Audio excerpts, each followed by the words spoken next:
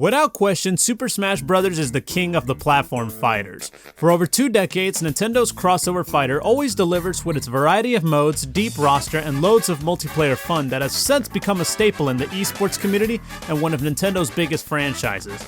In fact, Super Smash Bros. Melee, which was released in 2001, is still played in tournaments to this day. Over the years, there have been many alternatives to Smash Bros., some borrowing elements from Smash, but adding their own twists and turns, like PlayStation All-Stars Battle Royale, Brawlhalla, and even Cartoon Network Punch Time Explosion. Those titles, along with others, have tried and were good alternatives, but Smash will always be the king. Now, Nickelodeon looks to throw their hat into the ring, and to celebrate the 30th anniversary of Nicktoons, a Smash Bros. Alternative arrives in form of Nickelodeon All Star Brawl. So does this game have a winning chance, or does it get spiked off stage to the depths of obscurity? If you are new to the channel, hit that subscribe button and turn on notifications as I go through the zany, wacky world of Nickelodeon All Star Brawl. The game plays as you would expect for a Smash Bros. Clone. You beat up your opponent with enough damage to knock them out of the screen. It is pretty obvious that developer Ludosity are huge Smash Bros. Fans, as they took a lot of the elements of Smash and gave their own tweak, as the gameplay is pretty fast that reminds me of Melee with the speed and moves like wave dashing. You could pull off a lot of combos and strategies to get the edge over your opponent. The game features a variety of characters from Nicktoons old and new, featuring shows from the 90s like Rugrats and Ren and Stimpy, the 2000s like Danny Phantom and Avatar The Last Airbender, to even current day shows like SpongeBob and The Loud House. Each of the 20 characters have a different variety of moves, with each of them having callbacks from their respective shows. The game also features 20 different stages to duke it out in. Some of them can be familiar to Smash tournament players, like the Urkin Armada Invasion, which is basically Battlefield from Smash. In fact, the Traffic Jam stage from Hey Arnold gave me some Big Blue vibes. What is cool is that you could see lots of callbacks and Easter eggs in the backgrounds, like in the Technodrome stage you could see Krang, and in the Traffic Jam stage you could see the kids of PS118, like Eugene and Phoebe. All-Star Brawl features a single-player arcade mode where you take a character and face off a series of opponents, with moments where you decide which opponents to face, similar to classic mode. Also, there is online play where you can play quick matches or competitive play, where you take on other players one-on-one with a ranking system. What this game actually has an advantage over Smash Bros. Ultimate is that it uses rollback netcode, which is something many feel would have made Ultimate's online a much stable experience. And of course, there is local multiplayer with up to 4 players clashing in either timed or stock battles, as well as a sports mode where you play with various games like soccer or football where you hit the ball towards the opponent's goal. Also, you can compete in teams, whether it's 2v2 or even 3v1.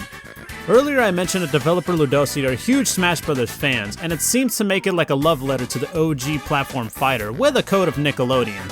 However, some issues can prevent this from making it a knockout.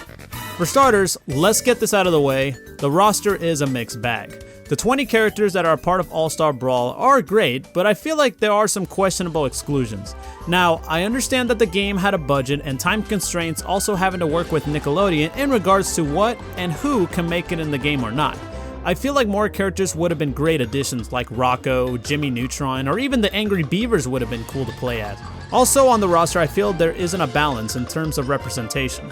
For example, SpongeBob is represented with 3 characters, while some shows are represented with only 1 or 2 characters.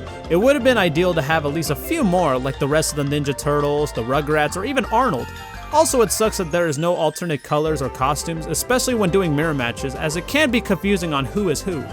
The main arcade mode feels really bare bones, like it doesn't really mean much to complete and can be done in about 20 minutes, depending on the difficulty. The online can sometimes be laggy and a few hiccups can occur. Even when playing local matches, the game has some bugs that need to be patched. In fact, there were several matches where I knocked out the opponent, and some would have a slight freeze that would occur before the finish screen appears, and I thought it would freeze up the game. The local multiplayer feels limited in regards to rules, and with only limited to just stock and time. Seems like the studio catered more to the competitive scene rather than the casual scene, and it would have been great to have more rules like a stamina mode. It also doesn't help that there are no items to use in the game, as it could have added more to the wackiness, especially for a brand like Nickelodeon. The sports mode, while it sounds good on paper, but execution-wise they are basically the same thing. Just different looks, not really much of a difference between the type of sports modes. In regards to the sound department, it does suck that there are no voiceovers in the game, but I can understand the circumstances that Ludosity was dealing with, as well as the music in the stages were basically hit or miss, which sucks because there's little to no remixes of the original songs from the shows. With all this being said, Nickelodeon All Star Brawl is a decent Smash Bros. Alternative that needs some tweakage in terms of gameplay, but needs more polish and dedication in the presentation section. Ludosity has not ruled out DLC and will keep giving support for this game despite many felt this game was just nothing but a flash in the pan. Honestly, it seems like the hype of the game took a sharp decline since its launch. I guess it did not help that it was released on the day Nintendo basically said, let's kill the Nickelodeon game with a Disney character. For a game being $50, I would recommend you wait until it gets a low price or if it's on sale to pick this game up, as it has loads of nostalgia, familiar gameplay that any casual or competitive player can pick up, and a decent online experience. That is, if you can find anybody to play with. I am hoping that Ludosity hears the feedback and learns to improve with either upcoming updates or a potential sequel. So with that in mind, Nickelodeon All Star Brawl for the PlayStation 5, PlayStation 4, Xbox Series X, Xbox One, Nintendo Switch, and PC gets a 6 out of 10. Thank you guys for watching and I hope you enjoyed this review. Please give this video a thumbs up and subscribe to my channel for more reviews. If you like, you can also check out my other videos as well. Once again, thank you for watching and take care. Peace out, y'all.